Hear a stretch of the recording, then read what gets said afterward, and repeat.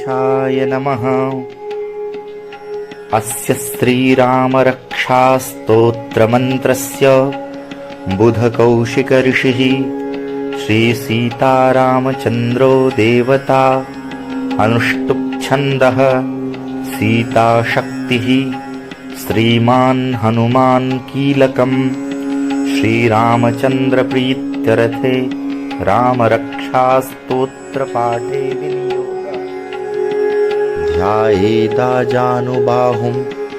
धृतशरधनुषं बद्धपद्मासनस्थं पीतं वासोऽवसानं नवकमलदलस्पर्धिनेत्रं प्रसन्नं वामाङ्कारूढसीता मुखकमलमिलल्लोचनं नीरदाभं नानालङ्कारदीप्तं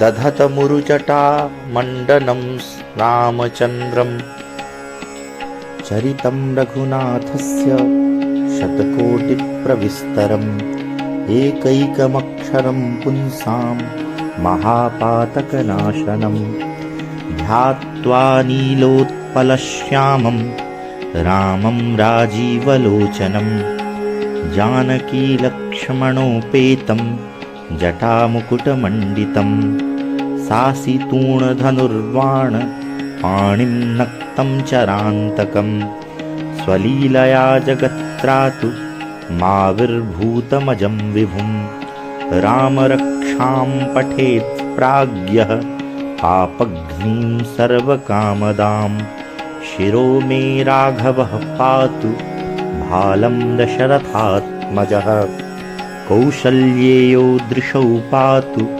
विश्वामित्रप्रियः श्रुति घ्राणं पातु मखत्राता मुखं सौमित्रिवत्सलः जिह्वां विद्यानिधिः पातु कण्ठं भरतवन्दितः स्कन्धौ दिव्यायुधः पातु भुजौ भग्नेशकार्मुकः करौ सीतापतिः पातु हृदयं जामदग्न्यजित् मध्यं पातु खरध्वंसी नाभिं जाम्बवदाश्रय सुग्रीवेशः कटी पातु सक्थिनी हनुमत्प्रभुः उरूरघूत्तमः पातु रक्षः कुलविनाशकृत् जानुनी सेतुकृत् पातु जङ्घे दशमुखान्तकः पादौ विभीषणः श्रीदः पातु रामोऽखिलं वपुः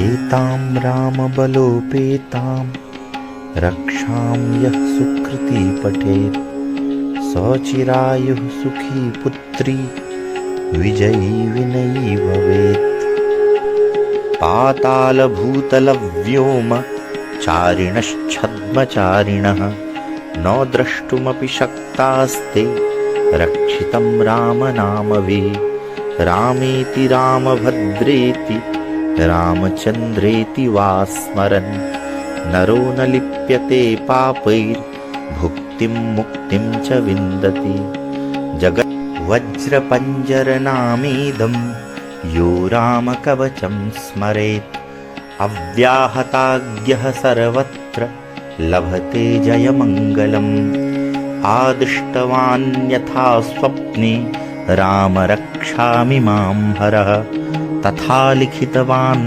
प्रातः प्रबुद्धो बुधकौशिकः जगज्जैत्रैकमन्त्रेण रामनाम्नाभिरक्षितं यः कण्ठे धारयेत्तस्य करस्थाः सर्वसिद्धयः आरामः कल्पवृक्षाणां विरामः सकलापदाम् अभिरामस्त्रिलोकानां रामः श्रीमान् सनः प्रभुः तरुणौ रूपसम्पन्नौ सुकुमारौ महाबलौ पुण्डरीकविशालाक्षौ चीरकृष्णाजिनाम्बरौ फलमूलाशिनौ दान्तौ तापसौ ब्रह्मचारिणौ पुत्रौ दशरथस्यैतौ भ्रातरौ रामलक्ष्मणौ शरण्यौ सर्वसत्त्वानां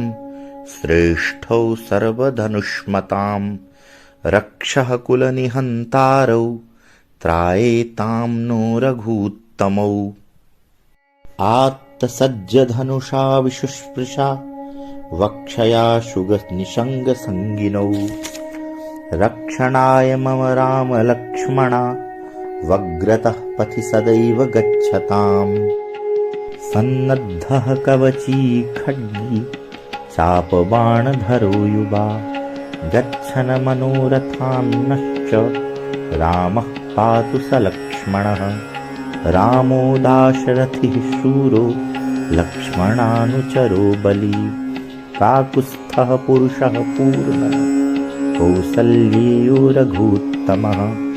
वेदान्तवेद्यो यज्ञेशः पुराणपुरुषोत्तमः जानकीवल्लभः श्रीमान् अप्रमेयपराक्रमः।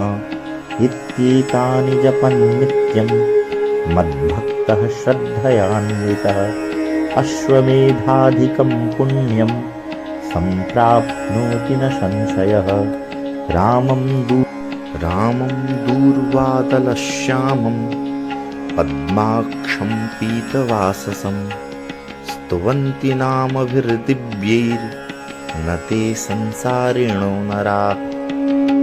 रामं लक्ष्मणपूर्वजं रघुवरं सीतापतिं सुन्दरं काकुत्स्थं करुणार्णवं गुणनिधिं विप्रप्रियं धार्मिकं राजेन्द्रं सत्यसन्धं दशरथतनयं श्यामलं शान्तमूर्तिं वन्दे लोकाभिरामं रघुकुलतिलकं राघवं रावणारिं।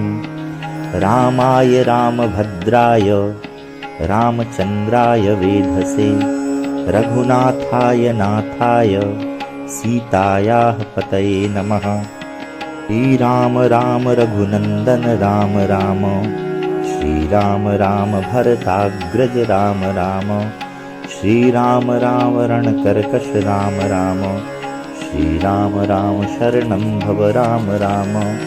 श्रीरामचन्द्रचरणौ मनसा स्मरामि श्रीरामचन्द्रचरणौ वचसा गृह्णामि श्रीरामचन्द्रचरणौ शिरसा नमामि श्रीरामचन्द्रचरणौ शरणं प्रपद्ये। माता रामो मत्पिता रामचन्द्रः स्वामी रामो मत्सखा रामचन्द्रः सर्वस्वं मे रामचन्द्रो दयालुर्नान्यं जाने नैव जाने न जाने। दक्षिणे लक्ष्मणो यस्य वामे च जनकात्मजा पुरतो मारुतिर्यस्य तं वन्दे रघुनन्दनं लोकाभिरामं रणरङ्गधीरं राजीवनेत्रं रघुवंशनाथं कारुण्यरूपं करुणाकरं तं श्रीरामचन्द्रं शरणं प्रपद्ये। मनोजवं मारुततुल्यवेगं जितेन्द्रियं बुद्धिमतां वरिष्ठं वातात्मजं वानरयूथमुख्यं श्रीरामदूतं शरणं प्रपद्ये। कूजन्तं राम रामेति मधुरं मधुराक्षरम् आरुह्य कविताशाखां वन्दे वाल्मीकिकोकिलम् आपदामपहर्तारं दातारं सर्वसम्पदां लोकाभिरामं श्रीरामं भूयो भूयो नमाम्यहं। भर्जनं भवबीजानां मर्जनं सुखसम्पदां तर्जनं यमदूतानां राम रामेति गर्जनं। रामो राजमणिः सदा विजयते रामं रमेशं भजे रामेणाभिहता निशाचरचमूं रामाय तस्मै नमः। रामान्नास्ति परायणं परतरं रामस्य दासोऽस्म्यहं। रामे चित्तलयः सदा भवतु मे भो राम मामुद्धर। राम रामेति रामेति रमे रामे मनोरमे सहस्रनाम तत्तुल्यं रामनाम वरानने। इति श्रीबुधकौशिकमुनिविरचितं श्रीरामरक्षास्तोत्रं सम्पूर्णम्।